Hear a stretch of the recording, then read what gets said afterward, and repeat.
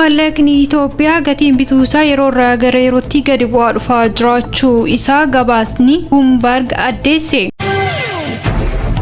Itoophiyaa fi Ameerikaan bara 2026 hanga bara 2030tti bu'uura walta'iinsa fayyaa waggoota 5f doolaara biiliyoona 1.6 walii mallatteessuun dhaga'ame. Waraanni Somaaliyaa hooggantoota olaanoo Al-Shabaab 3 ajjeesuusaa beeksise.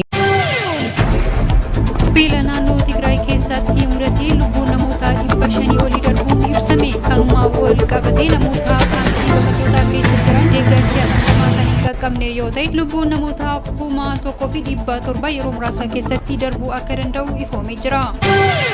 Daawwattootaa fi hordoftoota Egeree Miidiyaa nageenya keenya bakka jirtan maratti sinaa dhaqqabu guyyaan irraa muddee 23 bara 2025 kanneen amma dhageessan hanga footoo teenya guyyaa irraatii amma bal'ina oduu isinitti himu.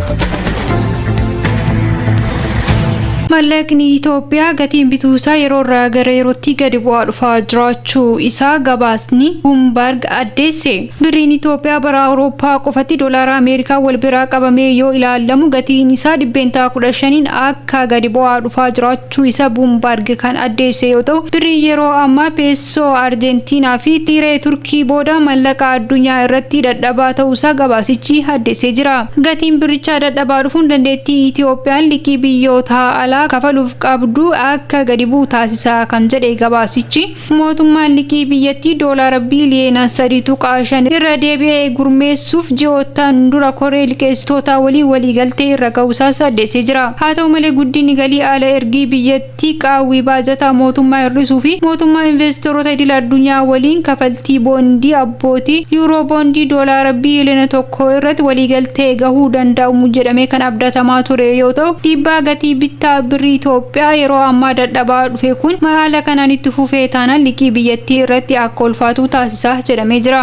Haaluma kanaan gatiin bittaa idilee doolaara tokko birrii Itoophiyaa 151 yoo ta'u gabaawwan wal fakkaatan garaagaraa irratti gatiin doolaara tokko birrii 180 kaasee hanga 200tti ol guddachaa jiraachuu isaa ibsamee jira.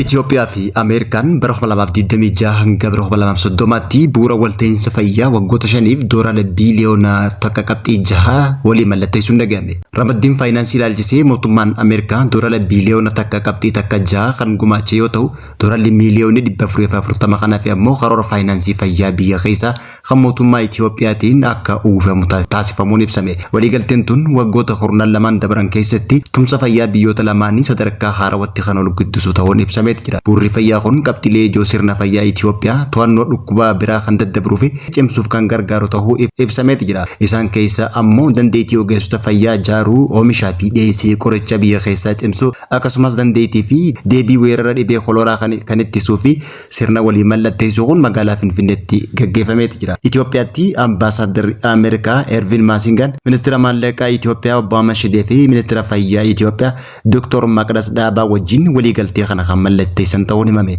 Ambaasaaddarri Ameerikaa Ervin Maasingaan yeroo sanitti akka jedhutti mootummaa Ameerikaa wajjin sirna fayyaa Itoophiyaa fooyyessuuf kutannoon cimaan akka jirus agarsiisee jira.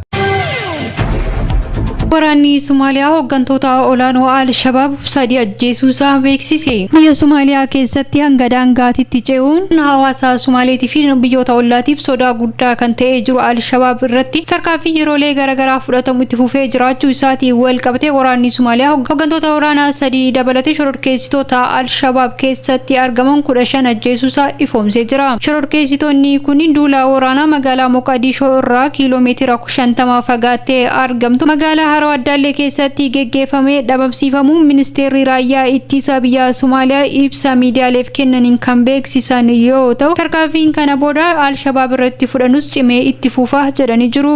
Shororkeessitoota ajjeefaman keessaa hoogganaan garee shororkeessitoota naannoo Jaafar Addaan namni jedhamus ajjeefamuu isaa kan ibsan yoo ta'u walumaa galatti hooggantoota 3 dabalatee namoota miseensota Al-Shabaab ta'an 15 ajjeesuusaa waraanni Somaaliyaa addeessee jira. Beela naannoo Tigraay keessatti mudatee lubbuun namoota 500 olii darbuun ibsame. Kanuma wal qabatee namoota kaampii baqattootaa keessa jiran deeggarsi hatattamaa kan hin qaqqabne yoo ta'e lubbuun namoota 1,700 yeroo muraasa keessatti darbuu akka danda'u ifoomee jira. Naannoo Tigraay keessatti egaa gaaga'amiinsi nageenyaa mudatee as namoonni hedduun qe'ee isaanii irraa gadhiisanii kan buqqa'an yoo ta'u oomishaa fi oomishtummaa isaanii bifa barbaadamu hojjechuu dhabuu irraa kan ka'ee fi deeggarsi namooma bifa barbaadamuun isaan bira gahuu irraa dhabuudhaan wal qabatee namoonni hedduun lubbuun isaanii carraan darbuu isaa babal'achaa dhufaa jiraachuu isaa ibsamee jira. Hawaasni naannichaa harki caalu rakkoolee qaala'insa jireenyaatii fi midhaan nyaataa dhabanii rakkachaa jiraachuu isaanii miidiyaaleen hedduun gabaasaa kan jiran yoo ta'u kanumaan wal qabatee buqqaatonni lixa Tigraay irraa buqqa'anii kaampii Hitsaatas keessa jiraatan gargaarsi namoomaa isaan argataa jiran gahaa akka hin taane himamaa jira. Yeroo irraa yerootti midhaan kiiloo 15 qofa akka kennamaa fi jiru kan ibsame yoo ta'u kun immoo maatii guutuudhaaf nyaataaf gahaa akka hin taane kan himamaa jiru yoo ta'u bulchaan lixa Tigraay obbo Geediyoon Amazoon buqqaatonni qe'ee isaanii irraa buqqa'an hedduun isaanii du'aa jiraachuu kan ibsan yoo ta'u namoonni du'an yeroo irraa gara yerootti lakkoofsi isaanii dabalaa akka jirus himanii jiru. Rakkoo kana irratti paartileen siyaasaa garagaraa ibsaa kennaa kan jiran yoo ta'u kanumaan wal qabatee paartiin warraaqsa uummata Itoophiyaa EPRD muddee 13 ibsaa baasee namoonni qulqulluu waraana irraa hafan beelanii du'uun isaanii mirgi namoomaa Itoophiyaa keessatti hangam akka ilaalamaa jiru kan itti hubachuu dandeenyu yoo ta'u namni kamiyyuu hawaasa naannoo Tigraay beelaan rakkachaa jiru akka deeggaraniifis waamicha dhiyeessee jira. Gama biraatiin paartii adda bilisa baasaa uummata Tigraay ergaa waliigaltee Piriitooriyaalii booda haalli gargaarsa namoomaa hammaachaa jiraachuu ibsuun imaammata mootummaa federaalaa komatuun akkasumas dhaabbileen deeggarsa idil addunyaa taasisan tarkaanfii hatattamaa fudhachuudhaan hawaasa kana cinaa akka dhaabbataniif gaafatanii jiru. Beela naannoo Tigraay keessa mudate kanaan hanga ammaatitti lubbuun namoota 500 olii darbuu kan ibsamaa jiru yoo ta'u namoota lubbuun hafanii beela keessa jiran dhaqqabuudhaaf deeggarsi garagaraa karaa miidiyaalee hawaasummaa dhalattoota Tigraay fi hawaasa Itoophiyaa biraatiin walitti qabamuu irratti argama. Haa ta'u malee beela naannoo Tigraay keessatti mudate kanaan wal qabatee mootummaan Itoophiyaa hanga ammaatitti wanti jedhe hin jiru.